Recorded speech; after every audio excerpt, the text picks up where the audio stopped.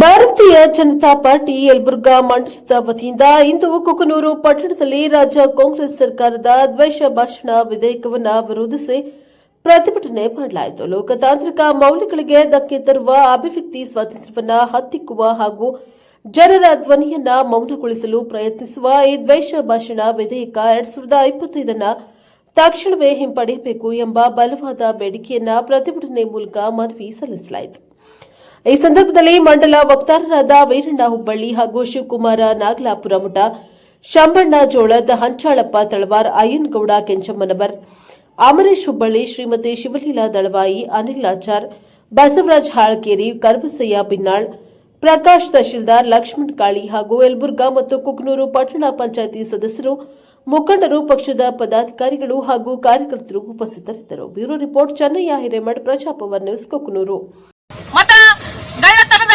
ಹೇಳ್ತಾರ ಅದು ಒಂದು ಇಶ್ಯೂಸ್ ಇವ್ರಿಗೆ. ಯಾಕಂದ್ರೆ ಆಡಳಿತ ಮಾಡೋಕೆ ವಿಚಾರಗಳಿಲ್ಲ, ಬರೀ ಇಂತ ಖಾಲಿ ಕೆಲಸಗಳನ್ನ ಜನರನ್ನ ದಿಕ್ಕು ತಪ್ಪಿಸುವಂತ ಕೆಲಸ ಮಾಡುವುದ್ರ ಮೂಲಕ ಆಡಳಿತ ನಡೆಸ್ತಿದ್ದಾರೆ. ಇದೆಲ್ಲ ಬೇಸರ ಆಗಿದೆ ಜನರಲ್ಲಿ. ಇದು ಯಾವಾಗ ಹೋಗಿತ್ತಪ್ಪ? ಅಧಿಕಾರಕ್ಕೆ ಆಗಿ ಕುರ್ಚಿಗಾಗಿ ಬಡದಾಡ್ತಾರ. ಇವ್ರಿಗೆ ಯಾವ್ದು ಒಳ್ಳೆ ಆಡಳಿತ ನಡೆಸುವಂತ ಯಾವುದೇ ವಿಷಯಗಳೇ ಇಲ್ಲ.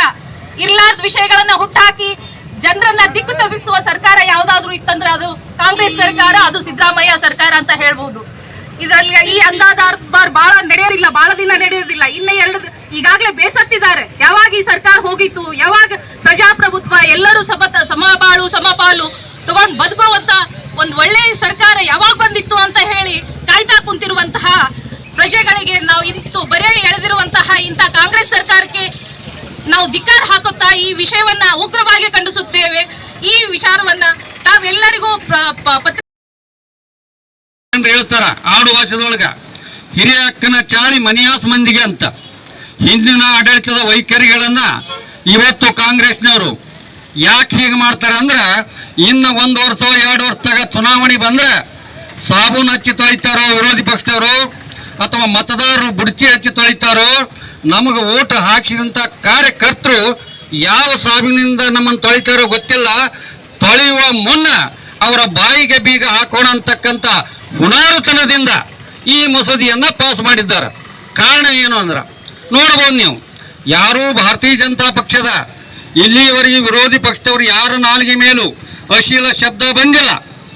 ನೋಡಿದ್ದೀರಿ, ರಾಜ್ಯದ ರಾಜಕಾರಣದೊಳಗ ರಾಜ್ಯದ ಮಂತ್ರಿಗಳು ಏನು ಮಾತಾಡ್ತಾರ ಏನ್ರಿ, ನಿಮ್ಮ ನರೇಂದ್ರ ಮೋದಿ ಅವ್ರೇನು ಕತ್ತಿ ಕಾಯ್ತಾರನಂತ ಒಬ್ಬ ಪ್ರಿಯಾಂಕಾ ಖರ್ಗೆ ಹೇಳ್ತಾನೆ ಒಂದ್ ಕಡೆ, ಇದು ಭಾಷಣ ಅವ್ರದ್ದು. ಮತ್ತೊಂದು ಕಡೆ ಏನು ಹೇಳ್ತಾರೆ, ಅಮಿತ್ ಶಾ ಏನಾದರೂ ದನ ಕಾಯ್ತಾನ ಅಂತ ಹೇಳ್ತಾರ. ಇವ್ರ ವಿಚಾರಗಳ ಭಾಷಣಗಳನ್ನ ನಾವು ಕೇಳಿದಾಗ ಮುಂದಿನ ಪೀಳಿಗೆ ಏನ್ ಮಾತಾಡ್ಬೇಕು ಇವರಿಗೆ? ಇಂಥ ದ್ವೇಷ ಭಾಷಣ ಮಾಡಿದ್ರೆ ರಾಜ್ಯದ ಆಡಳಿತವನ್ನು ನಡೆಸ್ತಕ್ಕಂಥ ಸಿದ್ದರಾಮಯ್ಯನವರು, ಹಣಕಾಸಿನ ಮಂತ್ರಿಯವರು ಕೇಳ್ತಾರ. ಕೇಂದ್ರದ ಹಣಕಾಸಿನ ಮಂತ್ರಿ ಯಾರವಳು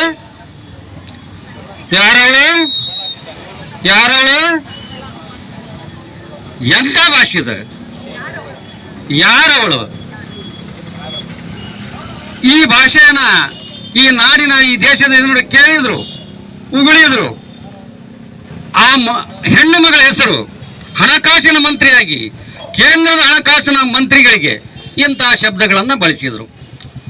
ಮತ್ತೆ ಒಂದು ಕಾರ್ಯಕ್ರಮದಲ್ಲಿ ಪಾಲ್ಗೊಂಡಾಗ ಇವತ್ತು ಎಷ್ಟರ ಮಟ್ಟಿಗೆ ದೌರ್ಜನ್ಯಗಳು ನಡೆಯಕತ್ತವು, ಎಷ್ಟರ ಮಟ್ಟಿಗೆ ಲೂಟಿಗಳು ನಡೆಯಕತ್ತವು. ಇವತ್ತು ಕಣ್ಣಾರ ಕಂಡ್ರು ಯಾರು ಮಾತಾಡಾರಂತ ಪರಿಸ್ಥಿತಿಗೆ ತಂದು ನುಗ್ಗಕತ್ತಾರ. ಬಂಧುಗಳೇ, ಇದು ಬಹಳ ದಿನ ನಡೆಯೋದಿಲ್ಲ. ಈಗಾಗಲೇ ಕಾಂಗ್ರೆಸ್ ಸರ್ಕಾರ ಹತ್ತಪತನ ಕಂಡುಗೈತಿ. ಈಗಾಗಲೇ ಮೊನ್ನೆ ಸ್ಥಳೀಯ ಸಂಸ್ಥೆಗಳ ಚುನಾವಣೆಗಳು ಸುಮಾರು 65-68 ಚುನಾವಣೆ ನಡೆದ್ರೆ, ಈಗಾಗಲೇ ಆ ಚುನಾವಣೆಗಳಲ್ಲಿ ಬಹುತೇಕ 68-69 ಚುನಾಯಿತ ಪ್ರತಿನಿಧಿಗಳನ್ನ ಆಯ್ಕೆ ಮಾಡ್ಕೊಳ್ಳೋದ್ರಲ್ಲಿ ಭಾರತೀಯ ಜನತಾ ಪಾರ್ಟಿ ಜನ ಆಶೀರ್ವಾದ ಮಾಡ್ಯಾರ. ಇದರ ದ್ಯೋತಕ ಪ್ರತೀಕ ಏನ್ ಗೊತ್ತಾಗುತ್ತೆ ಅಂತ ಹೇಳಿದ್ರೆ, ಕಾಂಗ್ರೆಸ್ ಜನಸಾಮಾನ್ಯರಂತ ದೂರ ಸರಿತಾ ಐತಿ. ದಯಮಾಡಿ ಇಂಥ ಒಂದು ಕೃತ್ಯಗಳನ್ನು ನೀವು ಹೆಂಗ ಮಾಡ್ತೀರಿ, ಅಷ್ಟು ಪಾತಾಳಕ್ಕೆ ಹೋಗ್ತೀರಿ. ಇದನ್ನ ಬಿಡ್ರಿ.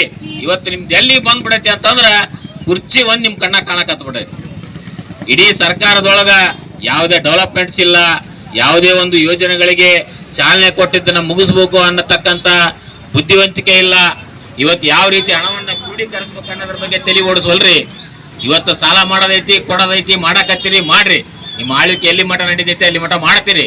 ಆದ್ರ ಅದಕ್ಕಿಂತ ಪೂರ್ವದೊಳಗ ಈಗೇನು DK ಶಿವಕುಮಾರ್ ಅವರು, ಮಾನ್ಯ ಸಿದ್ದರಾಮಯ್ಯನವರು ನಿಮ್ಮ ಕುರ್ಚಿಗಾಗಿ ಯಾನಮ್ಮ ನೀವು ಗುದ್ದಾಟ ಮಾಡಕತ್ತಿರಲ್ಲ, ಅದರಿಂದ ಇಡೀ ರಾಜ್ಯದ ಅಭಿವೃದ್ಧಿ ನಿಂತೋಗೈತಿ ಅನ್ನೋದನ್ನ ದಯಮಾಡಿ ಪತ್ರಿಕಾ ಮಾಧ್ಯಮದವ್ರ ಮುಖಾಂತರ ನಿಮ್ಗೆ ಹೇಳಕ್ ಇಷ್ಟಪಡ್ತೀವಿ.